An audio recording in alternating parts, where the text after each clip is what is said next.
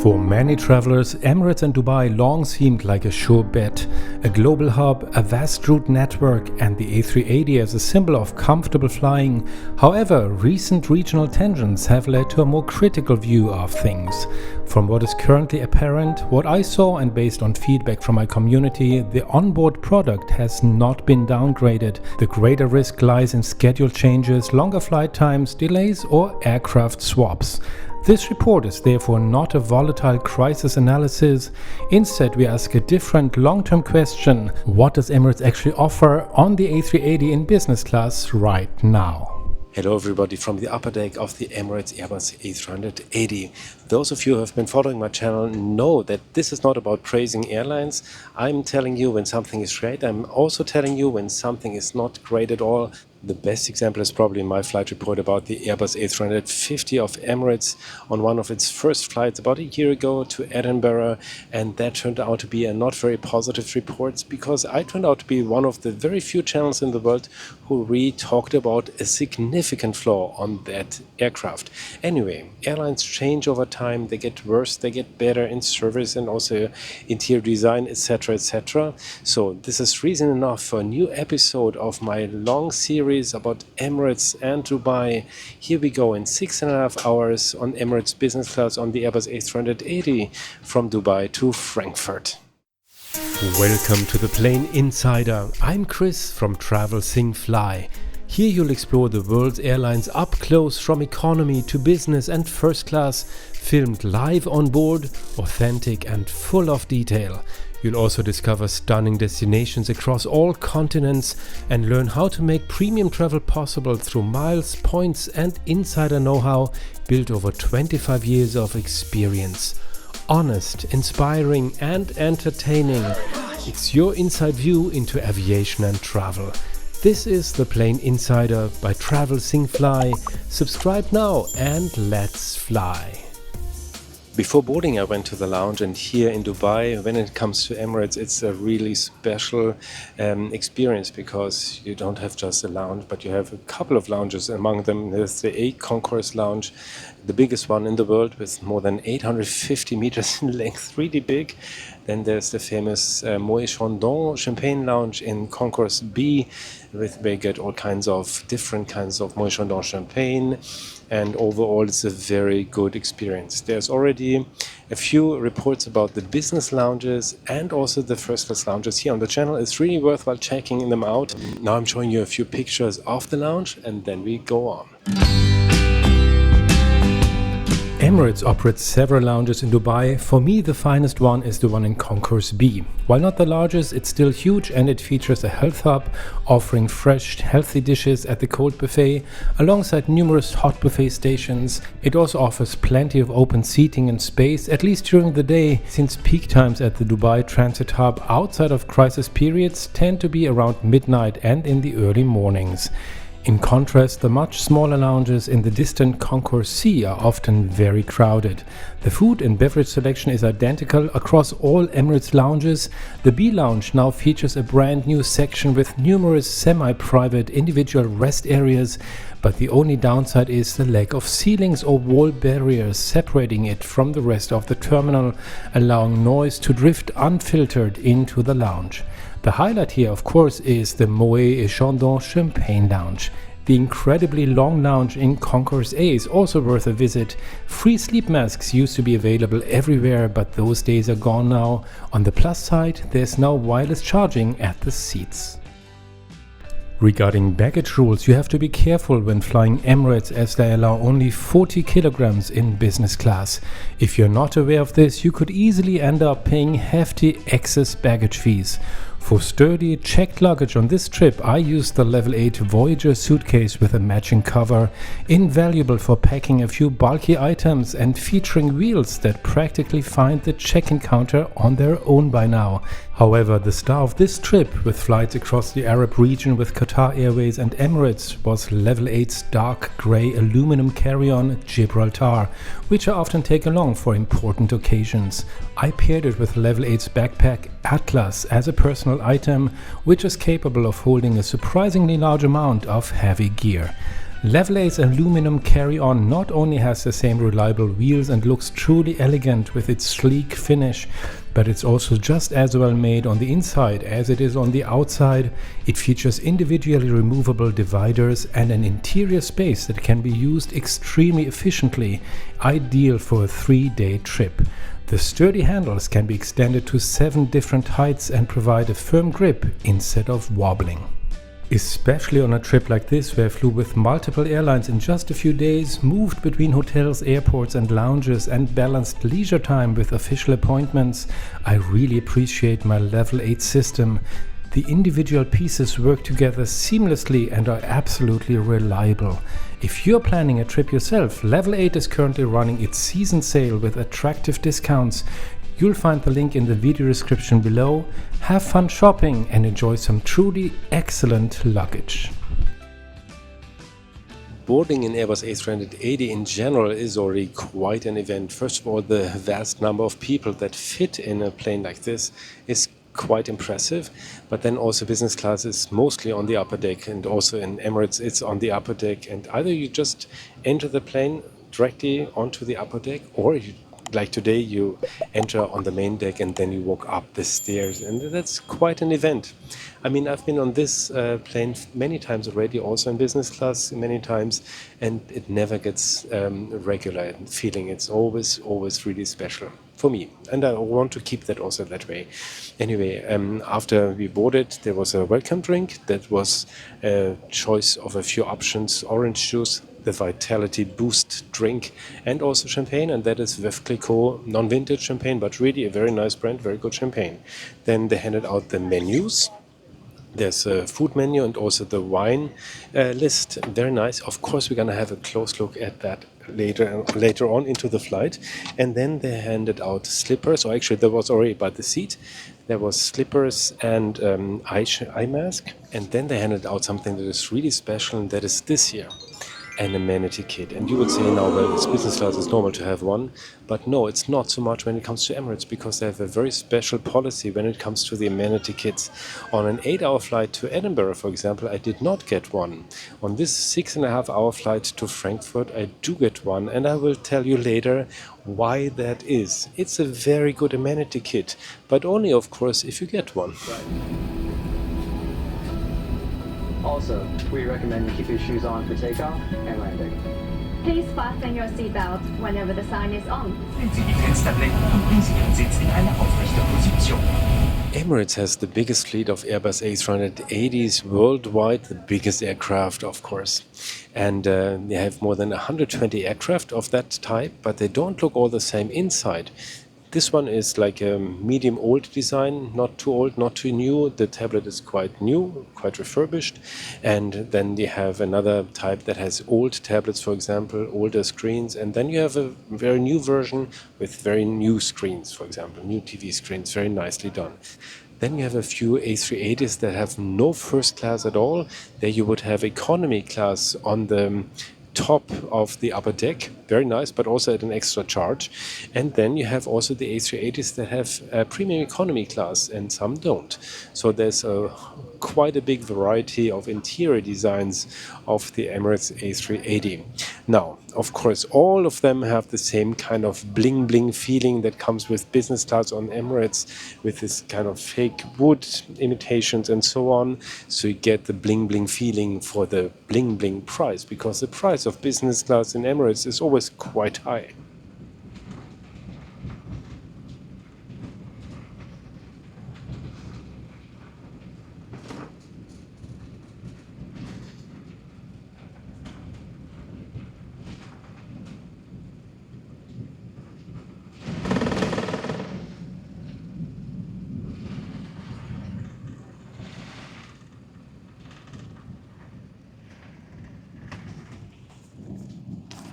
Takeoff from Dubai is always quite beautiful. Mostly you take off westbound and then you would see the downtown skyline on the left side of your window.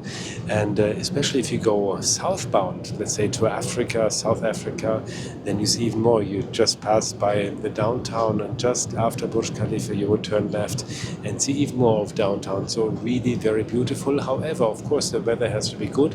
The skies have to be clear, and they were not today. It was very foggy today, so not a great view. However, if you want to see a really nice takeoff from Dubai, check out my very first report on Travel Sing Fly. There was Ethiopian Airlines from Dubai to Addis Ababa, and it was a fantastic flight back then. And you will see the skyline, how it used to be about 7 years ago.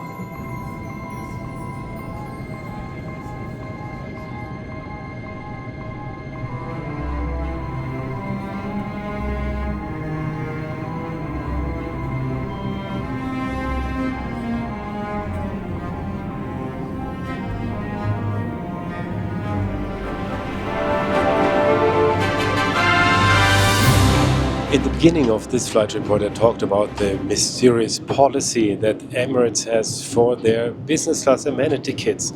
I still don't quite understand it, because on many flights they give it and on many flights they don't. They sure give it on flights longer than 9 hours. Then they give it on some night flights that are under 9 hours, but maybe more than about 5 or 6 hours, but it has to be a night flight, but also not from all destinations. And then I just learned that they give it on day flights that touch the night, like this one. We will arrive in the evening, and then this counts as a flight that would be eligible for handing out an amenity kit. I still don't get it, because I was on a flight 8 hours to Edinburgh, and I didn't get an amenity kit. It was a day flight, but it would have been nice to put some cream or something to not be completely dried out as a prune when arriving in Edinburgh, and also to Lisbon. It's an 8-hour flight too, and also there was no amenity kit. But then when you sleep, maybe for 5-6 hours, you get one, even though you would not really use it anyway. I don't get the policy, but once you have it, it's a really great one of the best in the world. Inside, I mean, first of all, it's a very nice bag, and then inside, it's really, really great. It always has been really fantastic. Now, the 8 years I've been flying Emirates quite a lot, or maybe 10 years even, and it's always been a really good amenity kit. Now let's have a look. The Emirates Business Class Amenity Kit is a substantial toiletry bag, usually made of fabric and faux leather, branded by Bulgari. There are different versions for men and women, and the men's version includes eau de toilette, body lotion, lip balm and aftershave balm by Bulgari, a shaving kit, dental kit, tissues, deodorant, hairbrush and earplugs. It's one of the best amenity kits offered by any airline, provided you actually receive one.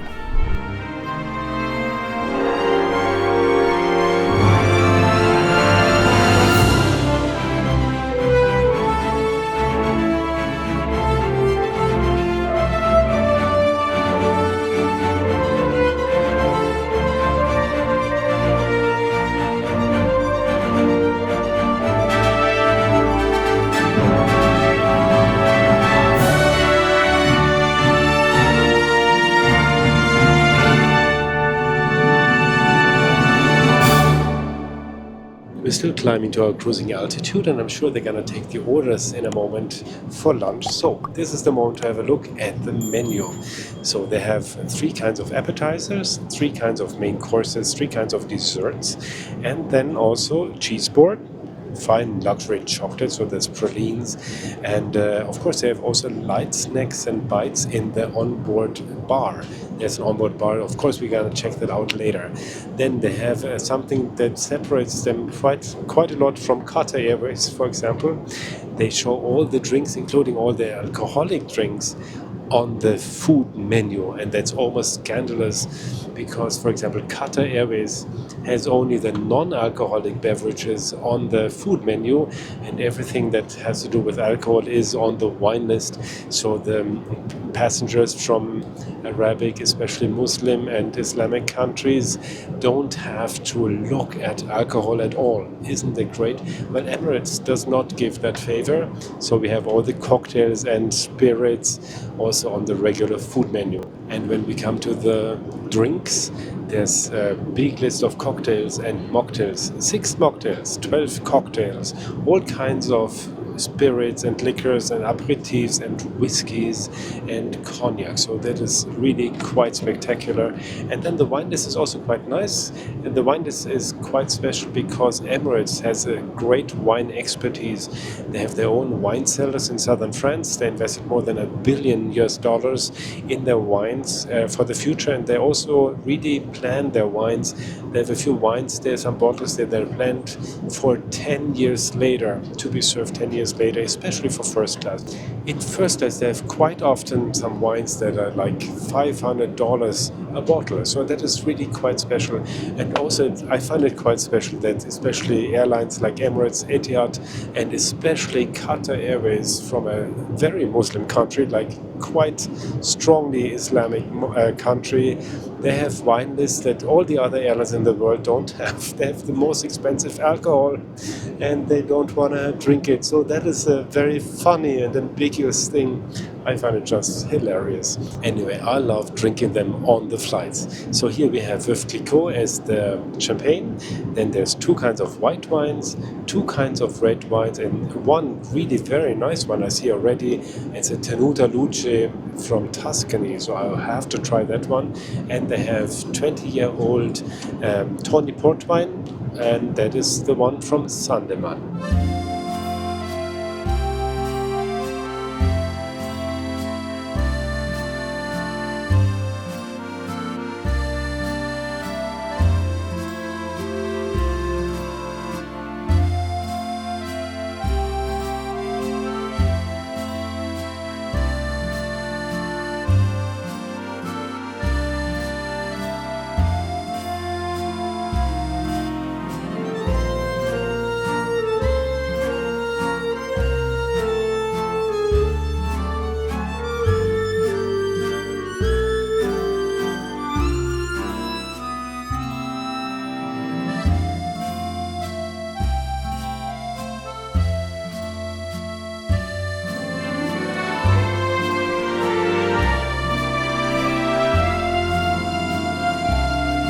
So I'm here in the end of lunch and I'm just having the rest of my dessert right now. At the same time I'm watching Sana Garg, one of my favorite Instagrammers, an Indian woman who lives in New York. Really is here with a TV show on Emirates entertainment program, so that is really quite nice for me at least. The food was pretty good. Very much above average, like super much above average. I had salmon tataki that was very delicious. Then I did not have the Arabic matzi, but I took a picture, so that's also quite nice looking actually.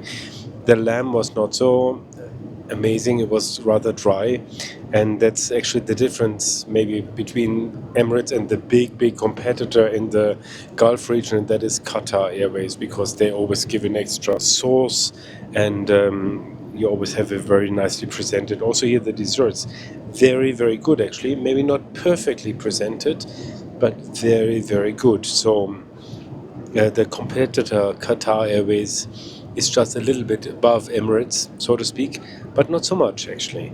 And when it comes to the same route, like Dubai, Frankfurt, of course this is so much above the level that you get at Lufthansa. Unfortunately, I have to say that it's just true. But at the same time, it means that also maybe it's worthwhile looking at Lufthansa again in a few years and see maybe they also understand how important it is to be as good or close to the competition on the same route. So that would be quite smart, I would say. When you have Emirates as competitor, you better be quite good on the same route.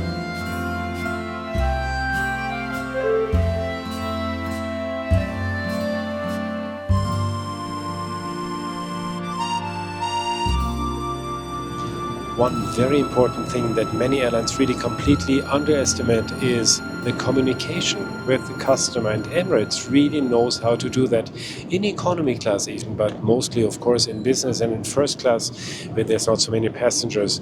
But what they really know to do is how to communicate with the passenger. For example, I just had the flight attendant come and take the orders and also explain the seat a little, and obviously there's two choices that I cannot have anymore from the menu because they're already out. And she didn't say, well, there's not everything available anymore, but she said, well, you know, you're in one of the last rows, so I'm going to ask you a few questions now, and two answers are wrong, meaning that she's going to take the orders and there's two options that I cannot order anymore. But just saying that in that way is so nice. I find it so charming that way. And of course, there's sometimes some people who do not know how to do that very well, but mostly it is the case. And when it comes to an entertaining and really great atmosphere, there's one place on this very plane that is really perfect for that, and that's the onboard bar, the onboard lounge that Emirates has on the Airbus A380s, and that's where we're gonna go now.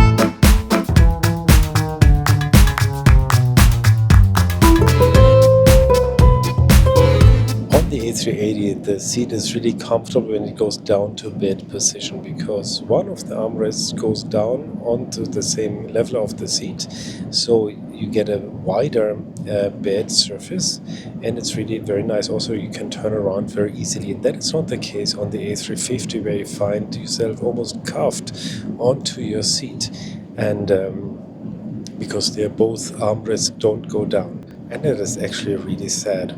Anyway, on the A380 you have lots of space when turning around, when lying down. It's really very nice, and one of the many good things about Emirates having a really big fleet of Airbus A380s. Emirates boasts by far the largest entertainment system of any airline, offering well over 5,000 options. These range from a vast selection of movies spanning Hollywood classics to the latest blockbusters and films from every region of the world, to complete seasons of TV series and an audio library that even includes atonal 12-tone classical music. Naturally, this selection is available across all cabin classes. While economy service has been somewhat scaled back over the years, the range of movies and series remains a core part of the Emirates flight experience. The only feature that is truly superior on the new A350 is the flight map display. So I just got a double espresso here, and with it some nice Italian biscotto and also some mocktail. I didn't ask for it, but I just got it.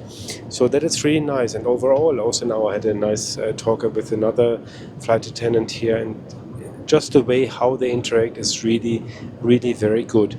I just had a flight with Qatar Airways, and there this service was quite surprisingly not great.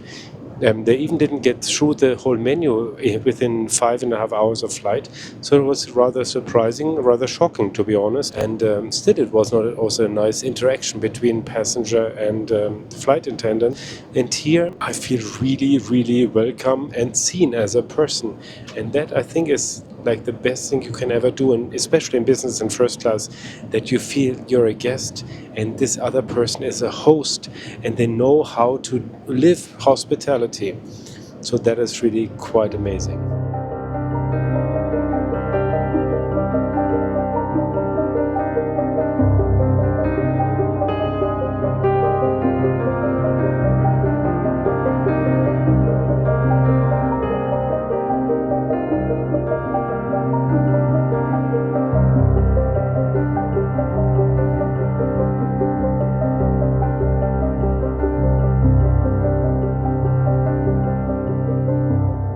And here we are approaching Frankfurt already. Now, how was this flight? First of all, I'm really glad that I'm on this flight now, actually really for this channel, because after quite a disastrous report about the A350 that I was actually quite sorry about, but I had to make a bad review about it because I saw bad things.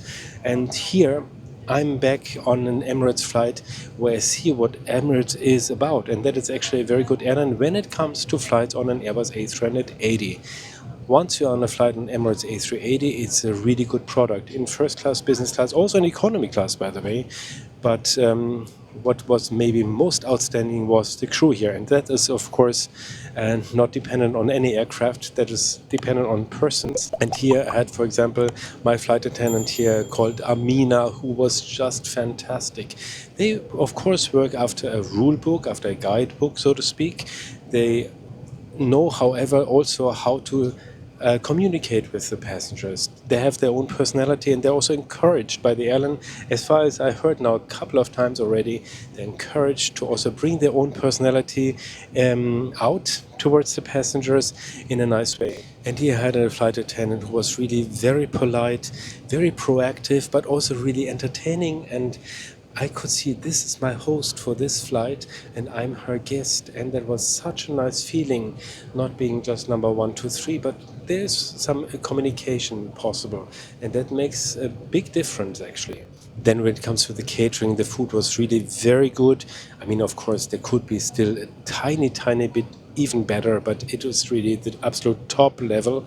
And then, of course, when it comes to the drinks, they are hard to beat because they have all these very nice cocktails, all ready-made in the bar lounge, and all the nice wines and champagne and so on. So that is all really very good. And then the seat on the Airbus A380 of Emirates is really very comfortable. Even the older version is, and the newer is even better. Then you have the nice amenity kit, and then you have the noise-cancelling headset. So all this is really very, very good.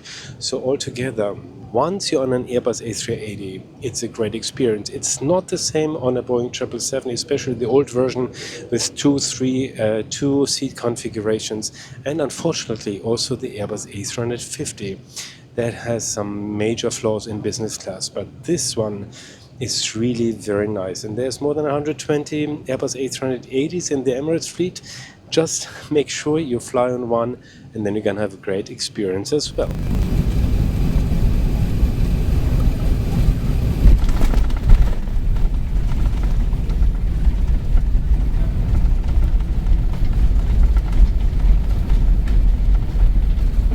And here we've landed at Frankfurt Main Airport. What an interesting flight, and I'm really glad I did it because I've seen that Emirates is actually quite a good airline and not as disastrous as it was, unfortunately, in my flight report about the Airbus A350, which does have quite significant flaws, at least in business class that is. This flight, however, was really nice on the Airbus A380, so that is really important. However, we have to admit that flying on Emirates is not very cheap anymore, no matter if you fly with cash or if you book with your miles. Anyway, I hope you really enjoyed watching this report. If you did, please give me a thumbs up, subscribe to the channel, that is really, really important, and write all your comments. There's much more behind each of my videos than meets the eye. Nothing is produced quickly or haphazardly here. That's why this channel is different. Every shot, every edit, every piece of research is done by hand with a lot of time, passion and attention to detail. If you appreciate this, then please subscribe to the channel right now, and if you would like to support me further, leave me a super thank or buy me a coffee or two with a little link on the screen. This will help me continue producing honest, independent airline reports and travel videos. Thank you so much for being part of this, because without you, much of this would not be possible. And another really nice report would be this one. Check it out right away. I'm Chris. Thank you for watching.